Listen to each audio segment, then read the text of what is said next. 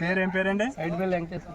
గ్రామం అండి? సిరిపురం. మండలం అండి? మధుర మండలం. జిల్లా అండి? ఖమ్మం జిల్లా. ఇప్పుడు మీరు వేసారు కదా variety elite prime, elite seeds, మీకు ఎలా అనిపించింది వెరైటీ? బాగుందండి. 3 సంవత్సరాల నుంచి ఇదే వేస్తున్నారు. ఇప్పుడు బాగోవడం అంటే మీకు ఎలా అనిపించింది? చేను కాయ సైజ్ ఎలా ఉందా? సైజు ఉంది, పొడుగు ఉంది, మంచిగా ఇస్తున్నాం. 30 క్వింటాలు వస్తున్నాయి దిగుబడి. తెగులు ఎలా ఉందండి మీరు వేసిన వెరైటీలో? తెగులు ఏం లేదు, లేదు కదా.